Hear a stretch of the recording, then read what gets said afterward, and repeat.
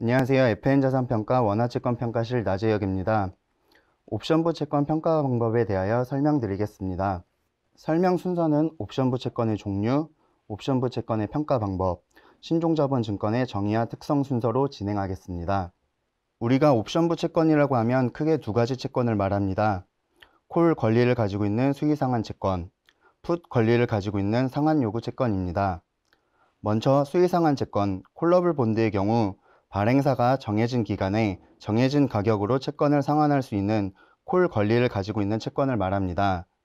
즉, 만기 이전에 발행사가 콜 옵션을 행사하여 해당 채권의 상환을 진행할 수 있는 채권입니다.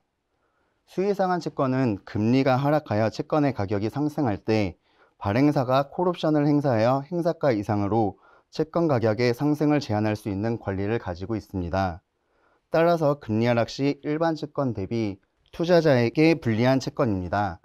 이러한 불리함 때문에 수의상한 채권은 일반 채권보다 높은 액면 이자율, 높은 만기 수익률을 투자자들에게 제공하고 있습니다. 이러한 수의상한 채권의 가치는 일반 채권의 가치에서 콜옵션의 가치를 차감한 것입니다. 금리가 변할 때 콜옵션 유무에 따른 가격 변화에 대해서 알아보도록 하겠습니다. 동일한 발행 조건의 수의상한 채권과 일반 채권의 가격을 비교해보면 금리가 하락할 경우 일반 채권과 콜옵션 채권의 가격 차이가 점점 커지게 됩니다. 이는 금리가 하락할수록 발행사의 입장에서는 콜옵션을 행사한 후 낮은 금리로 차환 발행을 하는 경우가 이익이 되므로 콜옵션 행사 가능성이 높아지기 때문입니다. 일반 채권과 수의상한 채권의 가격 차이만큼이 콜옵션의 가치라고 할 수 있으며 이는 금리가 하락할수록 커지게 됩니다. 상한 요구 채권, 풋터블 본드는 수의상한 채권과는 다르게 채권 소유자, 즉 투자자가 일정 기간 동안 정해진 가격으로 발행사에게 상환을 청구할 수 있는 권리를 가진 채권입니다. 금리가 상승하여 채권의 가격이 하락할 때 투자자는 옵션을 행사하여 발행사가 정해진 행사가로 해당 채권을 매입하도록 할 수 있습니다. 따라서 행사가 이하로 채권 가격 하락이 제한되므로 금리 상승 시에 일반 채권 대비 투자자에게 유리한 채권입니다. 상한 요구 채권은 투자자에게 유리한 옵션을 가진 채권이므로 일반 채권보다 낮은 액면 이자율을 갖게 됩니다. 이러한 상한 요구 채권의 가치는 일반 채권의 가치에 풋옵션의 가치를 더한 것이라 할 수 있습니다. 수의상한 채권대와 같이 금리가 변할 때 풋옵션 유무에 따른 가격의 변화를 비교하면 두 채권의 가격은 금리가 상승할수록 차이가 발생하게 됩니다. 금리가 상승하여 채권 가격이 낮아질수록 투자자가 옵션을 행사하여 발행사에게 행사가로 해당 채권의 매입을 요구할 가능성이 높아지기 때문입니다. 이러한 일반 채권과 상한 요구 채권의 가격 차이만큼이 풋옵션 가치라고 할 수 있으며 이는 금리가 상승할수록 커집니다. 옵션부 채권의 평가 방법에 대해서 설명드리겠습니다. 먼저 이자율 모형으로 미래 금리 분포를 생성합니다. 이후 각 시점별로 옵션의 행사 가치와 미행사 가치를 산출하게 됩니다. 그 후 행사 가치와 미행사 가치를 비교하여 최적 가치를 산출하게 됩니다. 이때 최적 가치란 콜옵션의 경우 채권의 가격이 상승하면 발행사가 콜옵션을 행사하여 가격 상승을 제한할 것이기 때문에 콜옵션 행사 가치와 행사하지 않았을 때의 가치 중 낮은 가치가 최적 가치가 되며 반대로 풋옵션이 있을 경우에는 채권의 가격이 하락하면 투자자가 풋옵션을 행사하여 가격 하락을 제한할 것이기 때문에 풋옵션을 행사하였을 때의 가치와 행사하지 않았을 때의 가치 중 높은 가치가 최적 가치가 될 것입니다. 이후 이 최적 가치를 역으로 계산하여 현재 가치를 산출하게 됩니다. 앞장에서 설명드린 것처럼 옵션부 채권을 평가하기 위해서는 첫 번째로 이자율 모형을 통해 미래의 금리 분포를 생성하게 됩니다. 여기에서는 여러 이자율 모형 중 주로 사용하는 BDT 모형과 호라이트 모형에 대해서 설명드리겠습니다. BDT 모형은 바이노미얼 트리 형태로 단기 이자율을 생성하여 채권 옵션의 가치를 평가하는 모형입니다. 단기 이자율은 로그노멀 분포를 따르며 이 이자율 변화는 경과된 시간에 의해 결정됨을 가정하고 있습니다. 이러한 단기 이자율로 현재의 수익률과 변동성 기간 구조를 이용하여 스팟 커브를 일치시키는 이자율 패스를 생성하는 모형을 BDT 모형이라고 합니다. 호라이트 모형은 단기 이자율이 평균 회귀 속도로 장기 균형점에 회귀하는 특성을 가진다는 점을 반영한 모형입니다. 시장 데이터를 통해 평균 회귀 속도와 변동성을 추정하고 이를 통해 현재 시장의 기간 구조에 일치하는 이자율 패스를 생성하는 모형입니다. 다음으로 옵션부 채권에서 주요 평가하는 상품 중 하나인 신종자본증권에 대하여 설명드리겠습니다. 신종자본증권이란 일정 수준 이상의 자본 요건을 충족한 경우 자본으로 인정되는 채무증권입니다. 자본으로 인정되는 이유는 발행사의 결정에 따라 만기의 연장이 가능하기 때문인데요.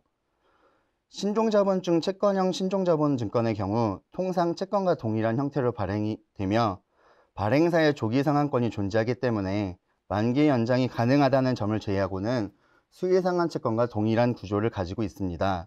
따라서 옵션부 채권과 동일한 방법으로 평가가 진행이 됩니다. 신종자본증권은 선순위 채권 대비 변제순위가 낮아 높은 액면 이자율을 가지며 조기 상환 가능 시점에 금리 조정 조항이 있을 수 있는 특징을 지니고 있습니다.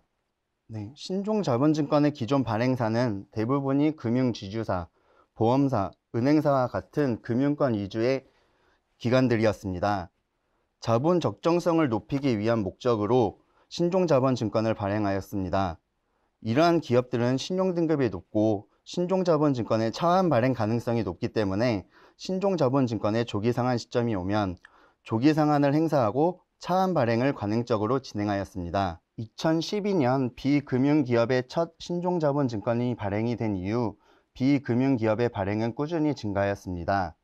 특히 2019년 운용리스 부채 인식에 따른 재무지표 악화와 2020년 코로나 여파 등에 따른 사업환경 저하로 대규모 신종자본증권으로 인한 자본 확충이 진행되었습니다.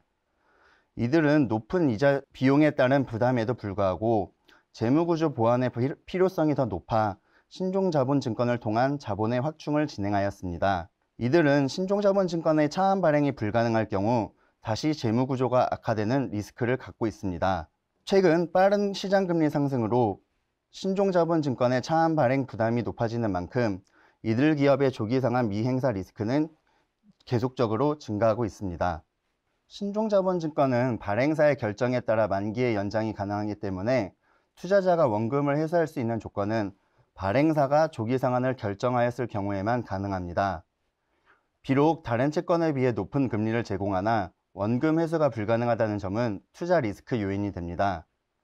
그러나 이러한 사실과는 다르게 발행사는 여러 가지 조기상환을 유도하는 요인들로 인하여 조기상환을 진행하게 되고 시장에서는 관행적으로 발행사가 첫 번째 조기상환 이래 조기상환을 행사하여 투자자의 원금 회수를 보장하고 있습니다.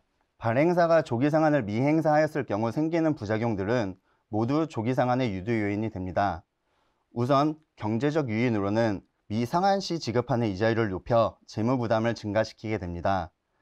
비계량적 요소로는 평판의 훼손이며 이는 자본시장의 접근성을 제약하고 추가 차익 경로의 경색을 유발시켜 투자자 모집에 대한 어려움을 유발하게 됩니다.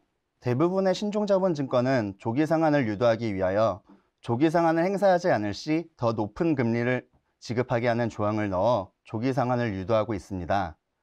이러한 금리 조정의 경우 발행일에 변경되는 금리가 확정되는 고정식 금리 조정과 변경되는 금리가 금리 조정일에 확정되는 변경식 금리 조정이 있습니다. 고정식 금리의 경우 아래 예시와 같이 4.55%, 2% 등과 같은 상수로 금리가 정해져 발행일에 조정금리가 확정되는 경우이며 변경식 금리 조정의 경우 개별 민평 수익률의 산술평균과 값이 금리 조정일에 확정되는 경우입니다. 앞장과 이번 장에서 설명드린 조기상환권과 스텝업 조항은 신종자본증권에서 나타나는 주요한 특징이라고 할 수 있으며 발행사의 신용도가 높을수록 조기상환일과 스텝업 시점은 발행일에서 늦게 설정되며 스텝업 금리는 더 낮은 수준으로 발행하게 됩니다. 일반적으로 옵션부 채권의 수익률은 두 가지로 구분하게 됩니다. 첫 번째로는 YTC, YTP로 옵션을 행사하는 시점까지의 수익률을 의미하며 두 번째로는 일반적인 만기의 수익률인 YTM입니다. 평가사에서는 YTC와 YTM을 모두 산출하고 있는데요.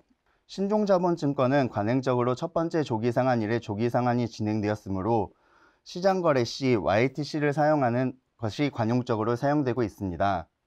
반면 YTM의 경우 조기상환 시점과 스텝업 시점이 상이할 수 있으며 조기 상한과 스텝업 시점에 조기 상한 미행사 사례가 존재하기 때문에 YTM을 산출하여 이 역시도 사용하고 있습니다. 이상으로 옵션부 채권 평가 방법에 대한 설명을 마치겠습니다. 감사합니다.